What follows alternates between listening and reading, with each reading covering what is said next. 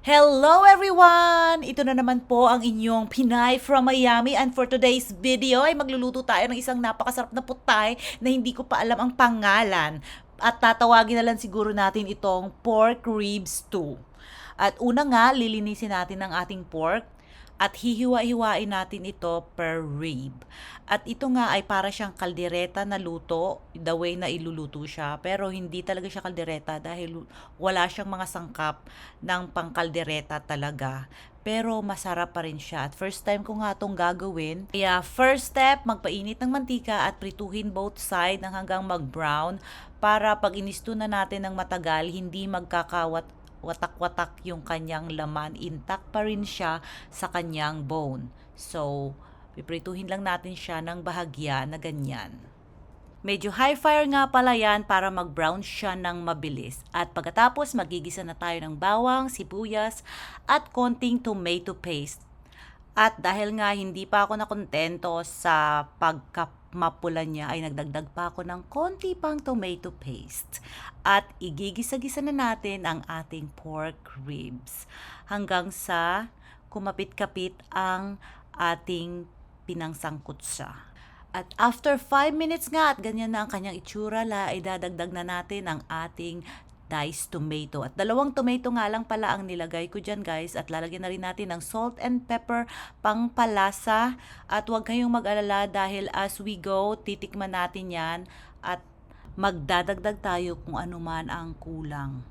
At ilalagay ko na nga rin dyan kung ano-ano yung mga ingredients na ilalagay. At kayo na lang po ang magtansya dahil it's a free country. You're free whatever you want to do. Ganern. Nagdagdag na nga rin ako ng mainit na tubig hanggang sa makover lang natin ang ating pork ribs at i-stew ko ito sa medium fire. At kung room temp naman ang gagamitin yung tubig, taasan nyo lang ang inyong apoy hanggang sa kumulo, then turn it to medium. At i-stew natin ito hanggang sa lumambot. And after 1 hour nga, hindi pa rin po siya malambot at hindi pa siya ready to eat. So yeah, adjust lang natin ang ating mga panlasa dyan. Dagdagan kung ano ang dapat idagdag. Depende sa inyong preferences kung ano ang inyong panlasa. Pero chill lang kayo guys sa pagdagdag, lalo na ng asin dahil i-reduce pa natin ito hanggang sa lumambot at magiging intense pa lalo ang kanyang lasa. At dahil nga sa mga ganitong lutuin, patience is the name of the game. And after 30 minutes, chinek ko na naman nga ulit at ito na ang huling pagdadagdag ko ng pampalasa hanggang sa maluto na ito. At dahil nga mahilig din magluto ang anak ko pero kailangan niya ng guidance kaya ako gumagawa ng mga video. Kaya ito na. Para hindi ka na nagtatanong na, Ma, anong gagawin ko? Anong isusunod ko? Gaano kalakas yung apoy? Baka ubos na yung sabaw, hilaw pa rin yung karne. Kaya ito na yun, nak. This is it. And after 2 hours, i-check na natin kung gaano na kalambot ang ating karne. At look at that, nag-reduce na nga ng husto ang ating sabaw, pero meron pa rin tayong konting sarsa dyan. Hindi masyado siyang masabaw dahil hindi naman to sinabawan. Ito ay stew na parang kaldereta, but so not kaldereta. Medyo may malambot na siya at iti-taste din natin kung okay na ang kanyang mga pampalasa. So far, so good. At idadagdag na nga natin ang ating carrots. At tatakpan lang natin ito hanggang sa lumambot siya. At nakikita ko pa nga lang ang sarsa, napapaisip na ako guys, mga ilang kanin kaya ang aking makakain nito. Ganun, talagang nakakagutom siya. Dati nga naalala ko nung mga bata pa kami, alam nyo sa handaan lang namin to nakakain. Kasi syempre may kamahalan yung mga ganitong mga putahe. Ayun, pag may mga kasalan lang, birthdayhan, ganun, sa mga nakakaluwag-luwag.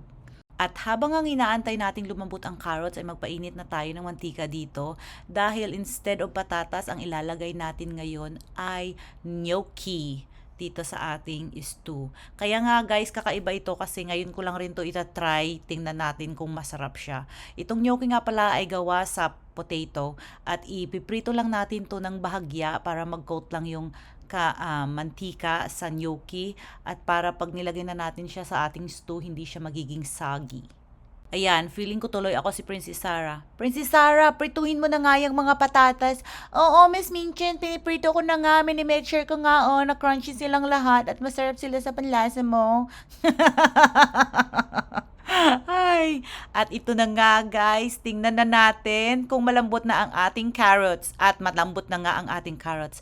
At itry din natin kung malambot na ang ating pork. Let's see. At totoo nga ang kasabihan guys na good thing comes to those who wait. Dahil tingnan nyo naman, so clean, so soft, so smooth. Dapat ganyan siya kalambot.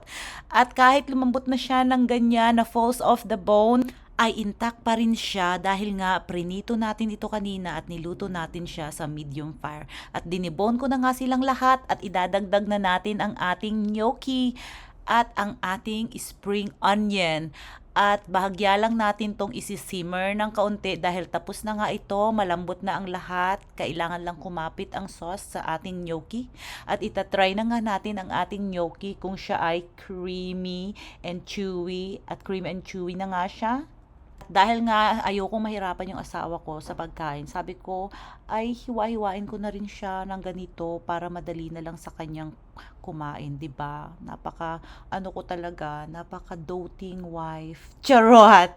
Lagyan nga natin ng konting parsley para maging beautiful siya. O, 'di ba? Ang ganda niya, guys. Yan, kung hindi ba naman ako mamahalin ng gusto ng asawa ko nito, 'di ba? Tapos lalagyan pa natin siya ng konting grapes for dessert. And after ko ngang maihatid guys ang pagkain ng asawa ko, ay umuwi na rin ako at sobrang init talaga. Hindi lang sa Pinas mainit guys, kahit dito sobrang init din talaga, tagaktak talaga sa pawis. Dahil nga naglakad lang ako ng 10 minutes sa punta at 10 minutes pabalik. So 20 minutes rin yung nilakad ko, kaya ang inyong inday, nagutom talaga.